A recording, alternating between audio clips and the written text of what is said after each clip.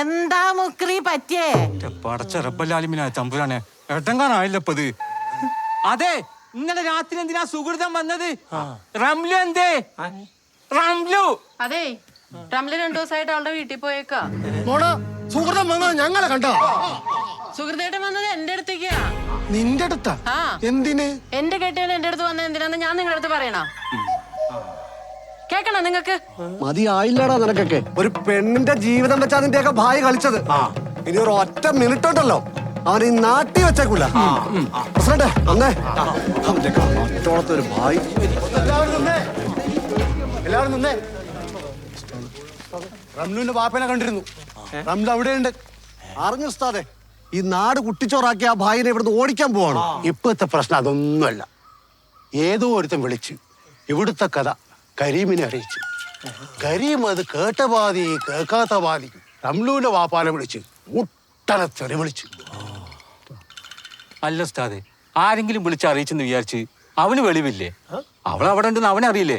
ചിന്തിക്കാനാണ് സ്വല്പം വെളിവ് വേണ്ടേ മുക്രി. ഇപ്പൊ എന്തായാലും കാര്യങ്ങളൊക്കെ കൈവിട്ടു പോയി. റംലു കരീമിനെ ഫസ്കു ചൊല്ലാൻ തീരുമാനിച്ചു. ഫ്ലാസ്കോ എന്നുവെച്ചാ? ഓ, അതുപോലും അറിയത്തില്ലടാ നിനക്ക്. ഫസ്ക് ഓളോനെ അങ്ങോട്ട് മൊഴി ചൊല്ലാന്ന്. മതിയായില്ലടാ നിനക്കൊക്കെ. ഓന്റെയൊക്കെ മറ്റോടത്തെ ഒരു ഭായി. മിടുക്കി. അവളാണ് എന്തായാലും കിട്ടാൻ കാത്തിരിക്കാൻ. ഇനിയിപ്പൊ മുജിയായിട്ടുള്ള കെട്ട് നടത്താലോ. ഇനിയിപ്പൊ മുജിക്ക് 2 വട്ടം ഒരുമിച്ച് നടത്താലോ. ഇനിയിപ്പൊ ഇതായിരിക്കും ഭായി ഉദ്ദേശിച്ചത്. പിന്നല്ലാണ്ട് ഒന്നും കാണാതെ ഭായി കളിക്കൂല. ഇപ്പൊ എന്തായി? ചേരേണ്ടവര് ചേർന്ന. ഇപ്പൊ മനസ്സിലായ ഭായി വെറും വാക്ക് പറയൂലെന്ന്.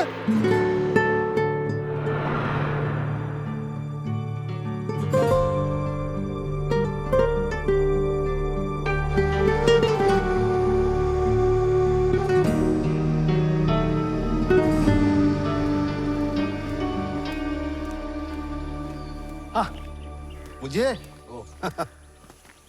എല്ലാം ഭായിയുടെ അനുഗ്രഹമല്ലേ മുജി? നീ ആ ഭായി ഒന്ന് കയറി കണ്ട് കല്യാണം വിളിച്ചേരെ. കാലിയാക്ക, നിങ്ങൾ നാട് വെറുതെ കുട്ടിച്ചോറാക്കല്ലേ. ഉള്ള നേരം കൊണ്ട് ആ ഭായിനെ വണ്ടിയേറ്റ് വിടാൻ നോക്ക്. നീ എന്താടാ ഈ പറയണേ? ഒരു കാര്യം പറഞ്ഞേക്കാം, നീ ഭായിയെ വിളിച്ചില്ലെങ്കിൽ ഞങ്ങൾ ആരും കല്യാണം കൂടൂല കേട്ടാ. എന്നാലും കുഴപ്പമില്ല, അന്ധവിശ്വാസം പ്രോത്സാഹിപ്പിക്കാനേ ഈ മുജീനെ കിട്ടൂല. മുജി, അങ്ങരുടെ ശാപം കിട്ടിയ ഈ കല്യാണം വരെ മുടങ്ങും, പറഞ്ഞേക്കാം. ആയിക്കോട്ടെ, നിങ്ങൾക്കും ഭായിക്കും പറ്റുമെങ്കിൽ എന്റെ ഫാത്തിന്റെ കെട്ടൊന്ന് മുടക്ക്, ഞാൻ വിശ്വസിക്കാം. പറഞ്ഞത് കറക്റ്റ്. ഫാത്തിയുടെ കെട്ട് മുടങ്ങിയ ഞങ്ങൾ വിശ്വസിക്കാൻ ഭായില്. ഒന്ന് മുടക്കി കാണിക്കും. എന്നാ കാണാം. കാണാം കാണാം കാണാം. അങ്ങനെ അങ്ങ് പോവല്ലേ. കെട്ട് മുടങ്ങിയില്ലെങ്കിൽ ഭായിനെ ബംഗാളിലേക്ക് കയറ്റി വിടുവോ? അത് ഞങ്ങൾക്ക് മംഗളോട് കൂടിയാലേ. ഉറപ്പിച്ചു വരെ നിങ്ങൾക്കും ഭായിനെ അങ്ങ് വിശ്വാസമല്ല അല്ലേ? കയറ്റി വിട്ടിരിക്കും. അങ്ങനെ സംഭവിച്ച അത് ഈ പെരുമാനിയുടെ തീരാ നഷ്ടം. ആയിക്കോട്ടെ ആയിക്കോട്ടെ. മുടങ്ങൂലല്ലോ, എല്ലാം ഓക്കെ അല്ലേ? സ്വർണം, ഉടുപ്പുകള്, നാസർ. പ്രസിഡന്റ്, മറ്റന്നാളാ കല്യാണം. 2 വീട്ടിലൊരുക്കങ്ങൾ കഴിഞ്ഞ് ഇനി എന്ത് പ്രശ്ന? അല്ല, ഭായ് കല്യാണം മുടക്കൂലേ? ഭായി കല്യാണം മുടക്കിയില്ലെങ്കിൽ എന്ത് വില കൊടുത്തും നമ്മൾ ഈ കല്യാണം മുടക്കും. അത് നമ്മുടെ നിലനിൽപ്പിന്റെ പ്രശ്നമാണ്. ഇതിപ്പോ പെരുമാനയുടെ മൊത്തം പ്രശ്നമാണ്. എന്ത് വില കൊടുത്തും നമുക്ക് ഈ കല്യാണം നടത്തണം. നിങ്ങൾ പേടിക്കണ്ട, എന്റെ ഫാത്തിന്റെ കല്യാണം പെരുമാനി തങ്ങൾ ഏറ്റെടുത്തോളൂ. പെരുമാനിക്ക് ആപത്ത് വരുന്ന ഒന്നും തങ്ങൾ ചെയ്യൂല. ഈ കെട്ട് നടക്കും, അത് കട്ടായ.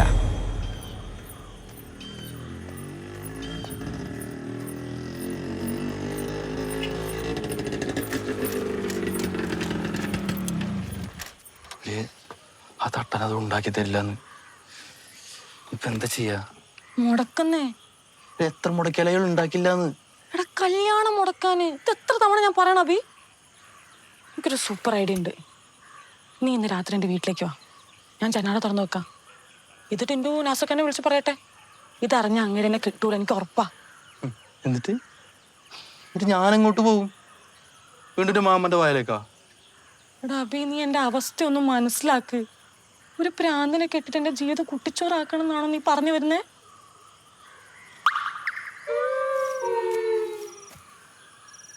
ഒട്ടിച്ചേർന്നാടാ നിക്കണത്.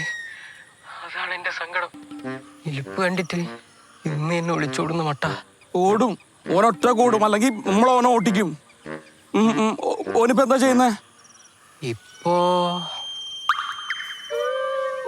ഇപ്പൊ അവൻ അവളുടെ കണ്ണീരൊപ്പാടാ. കണ്ണീരാ? എന്തിന്? എനിക്കൊന്നും അറിയില്ല നാസറേ. സത്യം പറ ഫാത്തി, നിനക്ക് വേറെ ആരെങ്കിലും ഇഷ്ടമുണ്ടോ? വേറെ ആര്? എടാ അഭി, അങ്ങനെയായിരുന്നെങ്കിൽ ഞാൻ ഈ നാസർക്കായിട്ടുള്ള കല്യാണത്തിന് സമ്മതിക്കായിരുന്നാ? അഭി, എനിക്ക് ഒറ്റ കാര്യം പറയാനുള്ളൂ. ഈ കല്യാണം മുടക്കാൻ ഞാൻ എന്തും ചെയ്യും. എന്ന് വെച്ചാ എന്ന് വെച്ച രാത്രി നീണ്ട അരണാണ് അടിച്ചോണ്ട് പോകും ഞാൻ പറയും.